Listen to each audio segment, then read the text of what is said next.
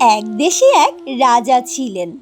রাজার দরবারে অনেক দাস দাসী ছিল। তিনি সবার সাথে ভালো ব্যবহার করতেন, কিন্তু একজন দাসীকে তিনি খুব ভালোবাসতেন। এ নিয়ে রাজমহলে অনেকেই অনেক কটু মন্তব্য করতেন। একদিন রাজার এক বন্ধু রাজাকে বললেন, বন্ধু, তুমি কি জানো তোমাকে নিয়ে প্রজারা অনেক বাজে মন্তব্য করে? কেন?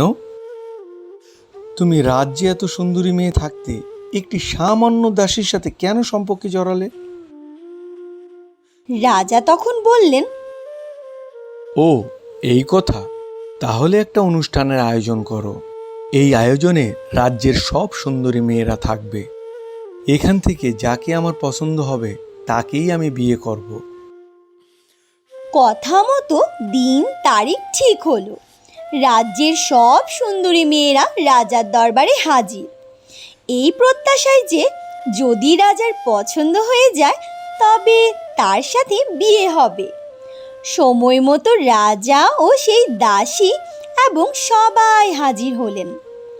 রাজা তার সব ধন সম্পদ, হীরা মণিমুক্তা ইত্যাদি সবার সামনে রাখলেন আর বললেন, আমি পছন্দ করব পরে। আগে যার যা সম্পদ দরকার এখান থেকে নিয়ে নাও। তারপর আমি পছন্দ করব কাকে আমি বিয়ে করব। রাজার দরবারে যারা এসেছিলেন সবাই সবার ইচ্ছে মতো মণিমুক্তা, হীরা, টাকা পয়সা নিতে লাগলেন। কিন্তু সেই দাসীটি কিছু না নিয়ে রাজার পোশাক ধরে রাখলেন। সবার সব কিছু যখন নেওয়া শেষ হলো, দেখা গেল সবাই কিছু না কিছু নিয়েছেন, কিন্তু সেই দাসীটি কিছুই নেয়নি। তিনি রাজার পাশে গিয়ে রাজার পোশাক ধরে আছেন। সবাই অবাক হয়ে জিজ্ঞাসা করলেন, হে দাসী, তুমি তো গরিব, তোমার অনেক কিছুই দরকার, কিন্তু তুমি কিছু না নিয়ে রাজার পোশাক ধরে রেখেছো কেন? উত্তরে দাসী বলল, আপনারা তো সম্পদ নিয়েছেন, কিন্তু আমি এই সম্পদের মালিককে নিয়েছি। আমি এই সম্পদের মালিকের হয়ে যেতে চাই। যদি আমি সম্পদের মালিকের হয়ে যেতে পারি তবে তো সব সম্পদই আমার। তাই আমি সম্পদের মালিকের পোশাক ধরে রেখেছি। তখন রাজা বললেন, এবার হয়তো তোমরা বুঝতে পেরেছ আমি রাজ্যের এত সুন্দরী রেখে কেন এই দাসীকে ভালোবাসি।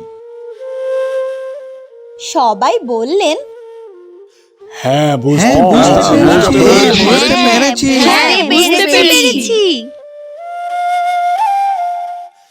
এভাবে আমরাও দুনিয়ার সম্পদ নিয়ে ব্যস্ত থাকি, কিন্তু আমরা একবারও চিন্তা করি না যে এই সম্পদের মালিক যিনি, আমরা যদি তার হয়ে যাই তবে এই দুনিয়ার সব কিছুই তো আমাদের। তাই আসুন, দুনিয়ার সম্পদ নয়, সকল সম্পদের মালিক আল্লাহ সুবহানাহু ওয়া তাআলাকে খোঁজ করি।